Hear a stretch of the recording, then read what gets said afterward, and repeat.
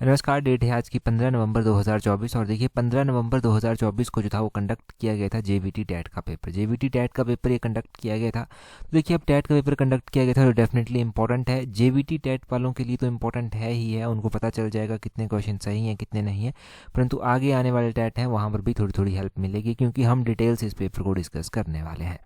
सबसे पहला क्वेश्चन देखिए, बोलते हैं who are included in jurisdiction of Lokpal. तो बोलते हैं लोकपाल का जो क्षेत्राधिकार होता है उसमें किस किस को शामिल किया जाता है। तो लोकपाल का जुरिस्डिक्शन होता है उसमें प्राइम मिनिस्टर भी इंक्लूड होते हैं, मिनिस्टर भी होते हैं, मेंबर ऑफ पार्लियामेंट भी होते हैं। तो option D all of these जो है वो इसका सही आंसर हो जाएगा। अगर हम बात करें कि लोकपाल को अपॉइंट कौन करता है तो प्रेसिडेंट जो है वो इनको अपॉइंट करते हैं। प्रेसिडेंट कंसल्ट करते हैं चीफ जस्टिस ऑफ इंडिया के साथ, स्पीकर ऑफ लोकसभा के साथ और चेयरमैन ऑफ राज्यसभा के साथ। इनके साथ जो है वो कंसल्ट करने के बाद जो है वो अपॉइंट किए जाते हैं लोकपाल। जैसे लोकपाल होते हैं सेंटर में, स्टेट में जो है वो लोकायुक्त बनाए जाते हैं। हिमाचल के जो लोकायुक्त हैं वो हैं जस्टिस चंद्र भूषण बरोवालिया, जिनका नाम जस्टिस CB बरोवालिया है, जो कि प्रेजेंट टाइम में लोकायुक्त हैं हिमाचल प्रदेश के। हिमाचल प्रदेश के जो पहले लोकायुक्त थे वो थे जस्टिस TVR दत्ताचारी। जस्टिस TVR दत्ताचारी या फिर हिमाचल प्रदेश के पहले लोकायुक्त कब अपॉइंट किए गए थे? 1983 में अपॉइंट किए गए थे। इतने क्वेश्चन ध्यान रखना। अगले क्वेश्चन में बोलते हैं vice president of India is also ex officio chairman of. तो जो वाइस प्रेसिडेंट ऑफ इंडिया होते हैं वो एक्स ऑफिशियो चेयरमैन होते हैं किसके? राज्यसभा के। ऑप्शन बी जो है वो सही आंसर हो जाएगा। राज्यसभा का जो कार्यकाल होता है वो 6 साल होता है, राज्यसभा के सदस्यों का कार्यकाल। अदरवाइज राज्यसभा जो है वो परमानेंट हाउस है, ये डिजॉल्व नहीं होता। लोकसभा तो डिजॉल्व हो जाता है 5 साल के बाद, परंतु राज्यसभा डिजॉल्व नहीं होता, ये एक परमानेंट हाउस है। राज्यसभा के सदस्यों का कार्यकाल 6 साल जो है वो होता है।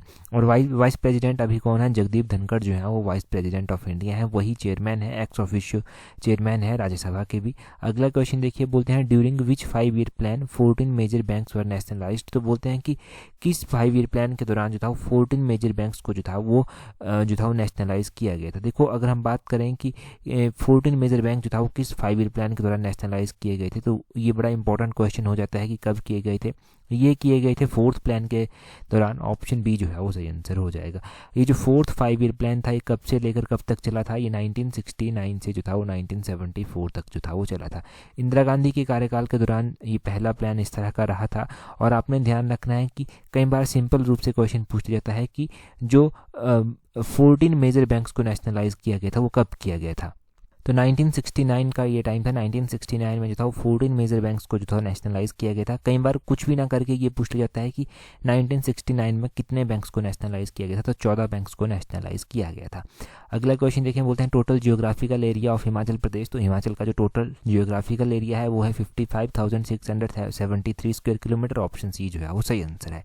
ये तो पूरे हिमाचल का एरिया देता है 55,673 स्क्वायर किलोमीटर। अगर आप उसी तरह देखेंगे तो हिमाचल का जो सबसे बड़ा और सबसे छोटा डिस्ट्रिक्ट है वो कौन सा है वो भी पता होना चाहिए।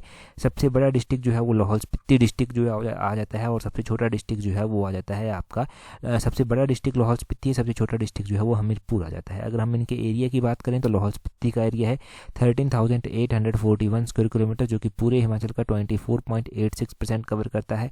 और जो हमीरपुर का एरिया है वो है 1,118 स्क्वायर किलोमीटर, जो कि पूरे हिमाचल का 2.01% एरिया कवर करता है।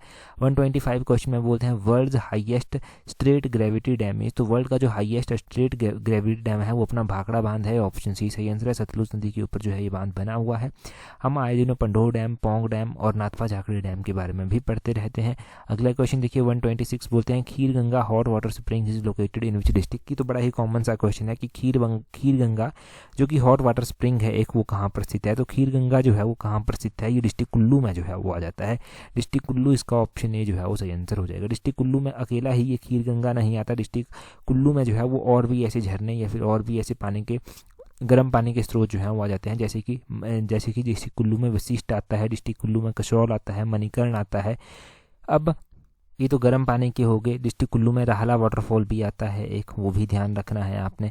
इसी तरह आपने ध्यान रखना है कि हमने जो एक सीरीज़ चलाई है comprehensive series HPRCA TGT JVT के एग्ज़ाम्स के लिए, वो सीरीज़ जो है हम जिसमें हिमाचल की जियोग्राफी को सबसे पहले टॉपिक वाइज जो है वो कवर कर रहे हैं। तो उसमें सबसे पहला टॉपिक ही हमारा ये था लेक्स को लेकर, रिवर्स को लेकर और स्प्रिंग को लेकर। ठीक है जी, ये टॉपिक था हमारा लेक्स, रिवर और स्प्रिंग, और उसमें ये तो बड़ा ही आसान टाइप का क्वेश्चन है, उसमें हम टफेस्ट लेवल के लिए खुद को तैयार कर रहे हैं। अगर टफेस्ट लेवल के लिए तैयार करेंगे तो इजी तो खुद ही कवर हो जाएगा। अगला क्वेश्चन बोलते हैं हिमाचल फर्स्ट REC यानी कि regional engineering college is located in which district. तो हिमाचल का पहला जो REC रीजनल इंजीनियरिंग कॉलेज था वो कहाँ पर स्थित था। देखिए हिमाचल कहाँ पर स्थित है, तो हिमाचल का पहला जो रीजनल इंजीनियरिंग कॉलेज है वो कहाँ पर है, वो हमीरपुर में जो है वो स्थित है। ऑप्शन सी जो है वो सही आंसर है। अगर आपने डिटेल से हमारी वीडियोस देखी है, हमें फॉलो किया है, तो आपको इसका भी इतिहास पता होगा। इसका इतिहास क्या है, जो रीजनल इंजीनियरिंग कॉलेज हमीरपुर का है ये पहले हुआ करता था, अब तो ये NIT के नाम से जाना जाता है। REC की स्थापना 1986 में की गई थी और REC को रीजनल इंजीनियरिंग कॉलेज को जो था वो NIT में बदल दिया गया था वर्ष 2002 में। अगला क्वेश्चन देखिए, बोलते हैं 28 क्वेश्चन में बोलते हैं female literacy rate in Himachal Pradesh. तो ये तो हमने हज़ारों बार, एक बार नहीं हज़ारों बार पढ़ा है लिटरेसी रेट हिमाचल का, महिलाओं का, पुरुषों का।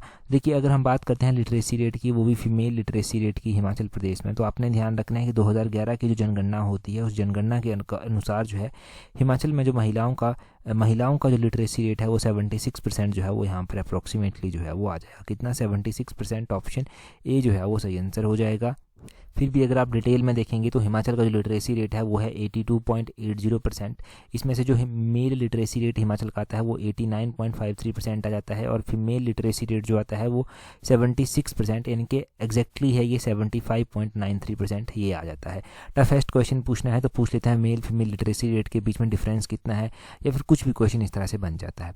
अगला क्वेश्चन देखिए, बोलते हैं 129 में बोलते हैं the oldest natural golf course in India is located at. तो बोलते हैं कि ओल्डेस्ट जो नेचुरल गोल्फ कोर्स है वो कहाँ पर स्थित है। ओल्डेस्ट जो नेचुरल गोल्फ कोर्स है वो कहाँ पर है, नालदेहरा में जो है वो स्थित है। नालदेहरा कहाँ पर, डिस्ट्रिक्ट शिमला में जो है वो आता है। ऑप्शन बी सही आंसर हो जाएगा। अच्छा, जिस सीरीज़ की मैं बात कर रहा हूँ, जो TGT JBT हिमाचल के HPRC पब्लिक सर्विस कमीशन के एग्जाम्स के लिए कॉम्प्रिहेंसिव GK की सीरीज़ हमने चलाई है, उसका लिंक नीचे डिस्क्रिप्शन बॉक्स कमेंट बॉक्स में दिया है। वहाँ से आप खुद को फर्स्ट स्लॉट में जो है बुक कर सकते हैं, और प्रॉपर शेड्यूल में हम टेस्ट शीट जो है डिस्कस कर रहे हैं, तो उस शेड्यूल को फॉलो करके आप खुद को जो है GK में जो है परफेक्ट कर सकते हैं। खुद को जो है वो आप पेपर के हिसाब से तैयार कर सकते हैं ताकि एग्ज़ाम में आपको कोई दिक्कत ना आए। तो इसीलिए ये सीरीज़ हमने बहुत पहले अभी लॉन्च कर दी है, और जब तक एग्ज़ाम आएगा 2-3 बार आप रिवाइज़ करके जो है वो परफेक्टली जो है वो तैयार हो गए होंगे। तो उस सीरीज़ का लिंक नीचे डिस्क्रिप्शन बॉक्स कमेंट बॉक्स में दिया गया है। अगला क्वेश्चन देखिए, 130 क्वेश्चन बोलते हैं in order to escape the revolutionaries in Shimla in 1857 the Britishers fled from Shimla and took shelter at. तो बोलते हैं कि 1857 की क्रांति के दौरान क्रांतिकारियों के क्रोध से बचने के लिए अंग्रेजों ने शिमला से भागकर कहाँ पर शरण ली थी। तो क्रांतिकारियों ने शिमला से भागकर जुनगा में शरण ली थी जाकर। ऑप्शन डी जो है वो सही आंसर हो जाएगा। देखो इन्होंने जुनगा में जाकर शरण ली थी। अब ये क्वेश्चन पहली बार नहीं, दूसरी तीसरी बार जो है वो एग्जाम में पूछा जा रहा है, और इससे पहले भी हमने एक एग्जाम में क्वेश्चन पढ़ा है, तो रिपीटेड क्वेश्चन ये किया गया था। यहाँ पर बड़े ही आसान क्वेश्चन जीके के यहाँ पर पूछे गए थे।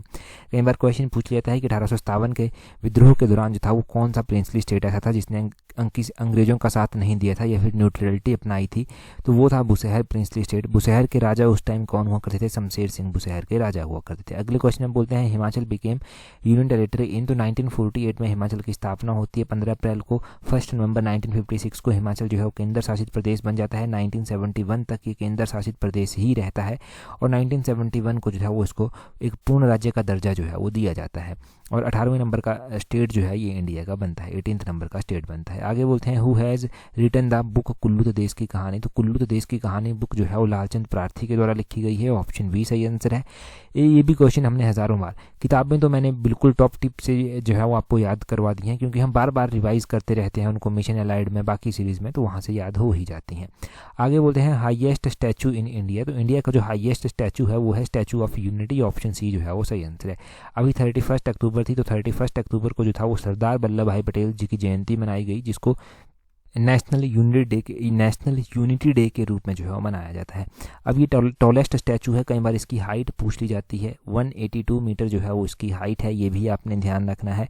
सरदार वल्लभ भाई पटेल जी का ये स्टैचू है, ये पता होना चाहिए। नर्मदा नदी के किनारे जो है ये स्थित है। अगले क्वेश्चन में बोलते हैं first women to climb Mount Everest. तो first women to Indian women यहाँ पर पूछा गया है, first Indian women to climb Mount Everest. तो बेसिक NCERT के क्वेश्चन है, first Indian women to climb Mount Everest थी बछेंद्री पाल। ऑप्शन सी जो है है वो सही आंसर है।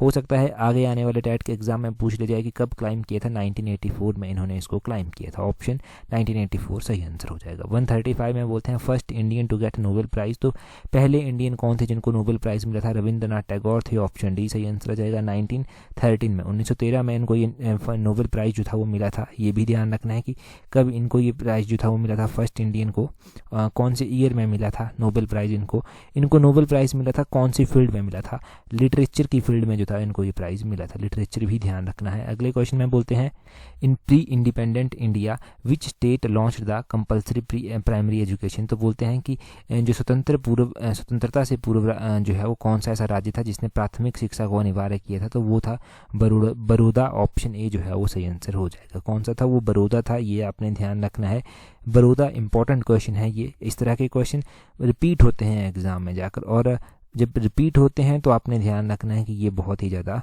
इंपॉर्टेंट क्वेश्चन जो है वो हो गया। ये जो फर्स्ट लॉ कंपल्सरी एजुकेशन का इंट्रोड्यूस किया गया था, ये 1906 में जो था वो इन्होंने इंट्रोड्यूस किया था। आगे बोलते हैं which among the following has separate preamble, तो बोलते हैं कि कौन सा एक्ट है जो सेपरेट प्रीएम्बल की प्रस्तावना की बात करता है, तो वो है गवर्नमेंट ऑफ इंडिया एक्ट 1919 का एक्ट है, भारत सरकार का 1919 का एक्ट। ऑप्शन ए सही आंसर है। 138 में बोलते हैं who among the following presented the first session of Indian national Congress, तो प्रिजाइडेड होगा। बोलते हैं कि इंडियन नेशनल कांग्रेस का जो पहला सेशन हुआ था उसकी अध्यक्षता किसने की थी, उसकी अध्यक्षता डब्ल्यू.सी. बनर्जी जी के द्वारा की गई थी। ऑप्शन ए जो था वो सही आंसर हो जाएगा। नेक्स्ट क्वेश्चन में बोलते हैं in context of revolt of 1857 Mangal Pandey belong to which Bengal native infantry, तो बोलते हैं कि अगर हम बात करते हैं 1857 के विद्रोह की, तो बोलते हैं कि मंगल पांडे जो है वो कौन सी इन्फेंट्री से बिलोंग करता था, तो Mangal Pandey 34th native infantry से जो था वो संबंध रखता था। 34th नेटिव इन्फेंट्री, ये ध्यान होगा। ये भी एग्जाम में बहुत बार क्वेश्चन पूछा गया है। ये जो हम HPSSC के प्रीवियस क्वेश्चंस को डिस्कस करते हैं ना, अभी जो हम कर रहे हैं टैट के लिए हमने स्पेशल सीरीज चलाई है, उससे यहाँ पर बहुत ज़्यादा हेल्प जो है वो मिलती है। वहाँ पर ऐसे क्वेश्चंस कवर होते रहते हैं डायरेक्टली इनडायरेक्टली। आगे बोलते हैं which of the following caste was benefited the most by permanent settlement of Bengal, तो बोलते हैं कि बंगाल में जो परमानेंट सेटलमेंट आई थी उससे जो है वो किस कास्ट को जो था वो सबसे ज़्यादा फ़ायदा मिला था, तो जमींदारों को सबसे ज़्यादा फ़ायदा वहाँ से मिला था। ऑप्शन बी जो है वो सही आंसर हो जाएगा। परमानेंट सेटलमेंट जो था एक रेवेन्यू कलेक्शन सिस्टम था जो कि लॉर्ड कॉर्नवालिस के द्वारा जो था वो इंट्रोड्यूस किया गया था। कई बार पूछ लिया जाता है कि कब इंट्रोड्यूस किया गया था, तो 1793 में इसको बंगाल में इंट्रोड्यूस किया गया था। आगे बोलते हैं when the annexation of Awadh took place by the doctrine of left, तो डॉक्ट्रिन ऑफ लेफ्ट जो था ना, जो व्यपगत का सिद्धांत था उसके तहत जो था वो अवध का विलय कब हुआ था, तो अवध का विलय 1856 में जो था वो उसके तहत हुआ था। ऑप्शन डी जो है वो सही आंसर हो जाएगा।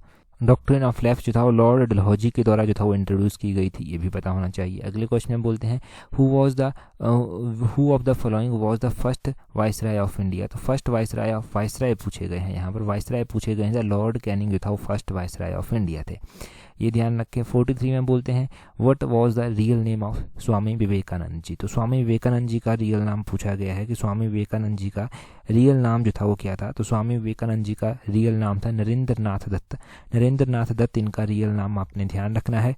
यहाँ पर नरेंद्र कुमार दत्त भी दिया गया है, परंतु आप नरेंद्र नाथ दत्त एग्जैक्टली इनका रियल नेम ध्यान रखें। आगे बोलते हैं who is known as grand old man of India, तो grand old man of India किसको बोला जाता है, ये grand old man of India Dadabhai Naoroji को बोला जाता है। ऑप्शन डी जो है वो सही आंसर हो जाएगा। आगे बोलते हैं who was the court physician during the reign of Kanishka one, तो कनिष्क वन के कार्यकाल के दौरान जो दरबारी वैद्य हुआ करते थे, फिजिशियन हुआ करते थे, वो कौन होते थे।